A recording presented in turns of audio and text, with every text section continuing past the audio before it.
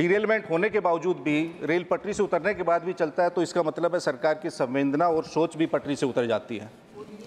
तो हम तो सरकार से कहेंगे कि इन दुर्घटनाओं और मौतों का आंकड़ों का भी एक आप विज्ञापन लगा दीजिए और एक टैगलाइन लिख दीजिए कि फलाना है तो मुमकिन है। मत दीजिए। इनको शायद पता नहीं है कि लालू प्रसाद जी जब रेल मंत्री थे तो रेलवे में इतना ओवरलोडिंग करवाए कि ट्रैक का लाइफ घट गया और यात्रियों के सिक्योरिटी के साथ समझौता किया।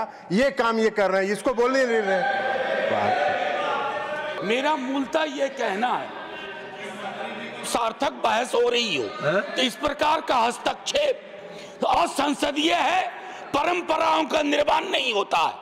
कोई भी सदस्य उठ के खड़ा होकर के, मंत्री क्यों ना हो, अगर ऐसा करेंगे तो डिरेलमेंट हम भी करेंगे।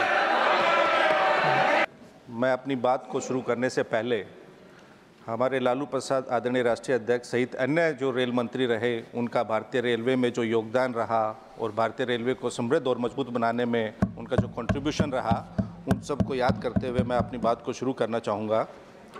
महोदय, अभी हम चर्चा सुन रहे थे रेलवे मंत्रालय पे, तो बहुत और अधिकांश जो रेलवे से संबंधित प्रश्न भी रहते हैं, तो उसमें देखने को मिलता है कि एक कंपैरेटिव एनालिसिस रहता है कि 2014 के बाद ये हुआ, इतने नंबर्स बढ़े, इतने पैसेंजर्स बढ़े, लेकिन हम भूल जाते हैं कि 2014 से पहले सरकार उन चीज़ों को मेंशन करने में भूल जाती है कि 2014 से पहले किराया क्या था, यात्रियों को क्या सुविधाएं थी।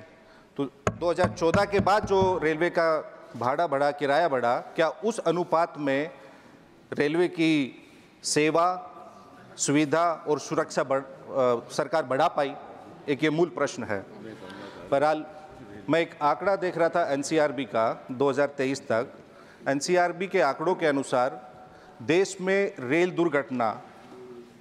दुर्घटनाओं से 2,60,000 व्यक्तियों की मौत हुई है, चाहे वो डिरेलमेंट से हुई हो, चाहे रेल से गिरने से हुई हो, अन्य प्रकार की जो 5 कैटेगरीज है उसमें 2,60,000।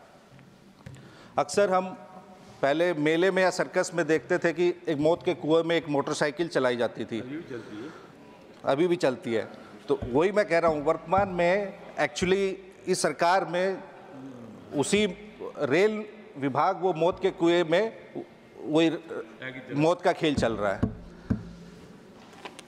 अब रेल हादसों में कमी लाने के लिए एक सिस्टम इजाद किया गया, कवच, लेकिन पूर्ण रूप से वो अभी इम्प्लीमेंट नहीं हुआ है और कवच के इंतजार में न जाने कितने लोगों पे कफन चढ़ गए, लेकिन सरकार को कोई फर्क नहीं पड़ता, इतने लोगों की मौतें हो रही हैं। कवच का इंतजार हो रहा है, कितने लोगों कवच कितने जगह किन रूट्स पे, सेक्टर्स पे चला है, वो तो बजट में मेंशन था।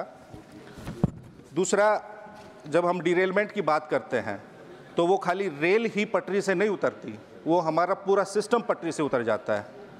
और उन डिरेलमेंट की, रेल से पटरी उतरने के बावजूद भी, इतनी संख्या में मौतें होने के बावजूद भी वो सिस्टम यूं ही चलता रहता है।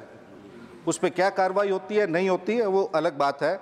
और असल में जब वो सिस्टम इतने डिरेलमेंट होने के बावजूद भी, रेल पटरी से उतरने के बाद भी चलता है, तो इसका मतलब है सरकार की संवेदना और सोच भी पटरी से उतर जाती है। और महोदय, आप किसी भी प्लेटफॉर्म पे चले जाइए, किसी भी जो रेल से यात्री उतरता है उससे आप पूछ लीजिए कि आपका सफ़र कैसा रहा, आपकी यात्रा कैसी रही, तो वो बताएगा कि बिल्कुल ख़राब। पूछेंगे भाई क्यों ख़राब है, वो कहेगा कि रेल में इतनी गंदगी थी कि शौचालय जाने का मन नहीं करता, वॉशरूम में इतनी गंदगी थी, और उसी जगह उसी प्लेटफॉर्म पे शांत होकर सुने, बहस का मत, उसी प्लेटफॉर्म पे एक बड़ा सा विज्ञापन रहता है जिस पर लिखा रहता है स्वच्छ भारत। शांत होकर सुने। जब सरकार एक ट्रेन की 8-10 बोगियों को स्वच्छ नहीं रख पाती, होता है कि लोग अपने उन 8-10 बोगियों में साफ सफाई नहीं रख पाती, तो किसी शहर और देश को तो स्वच्छ रखने की बात ही छोड़ दीजिए। मौका है बोलिएगा ना महोदय, अपना मौका है तो बोलिएगा। उप सभापति महोदय, जो रेल का सफर है ना, जिसको हिंदी में हम कहते हैं रेल का सफर, एक्चुअली इन्होंने उसको इंग्लिश वाला सफर बना दिया है, SUFFER। वो रेल का सफर नहीं रह गया है। और जैसे मैंने कहा कि ये आंकड़े हैं मौतों को, तो हम तो सरकार से कहेंगे कि इन दुर्घटनाओं और मौतों का आंकड़ों का भी एक आप विज्ञापन लगा दीजिए और एक टैगलाइन लिख दीजिए कि फलाना है तो मुमकिन है। रील आइडियाज मत दीजिए, नहीं लगा पाएंगे ना, फलाना है तो मुमकिन है। 1 मिनट महोदय, railway are you yielding? No sir महोदय, are you yielding because minister wants to speak? इनको शायद पता नहीं है कि लालू प्रसाद जी जब रेल मंत्री थे तो रेलवे में इतना ओवरलोडिंग करवाए कि ट्रैक का लाइफ घट गया और यात्रियों के सिक्योरिटी के साथ समझौता किया। ये काम ये कर रहे हैं, इसको बोल नहीं रहे। इसका अब जब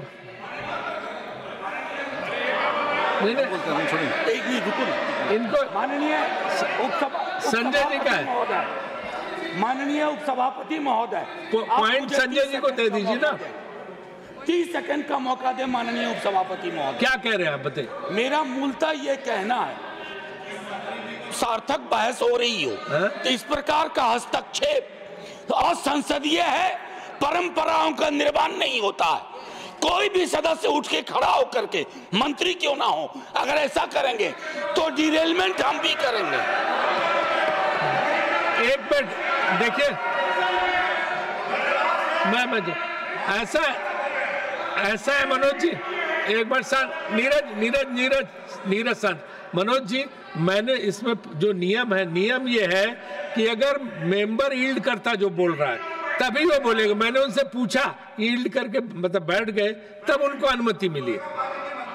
तो इसलिए जो है, इसलिए पहले मैंने पूछा नियम के अनुसार, इसलिए हम बैठे।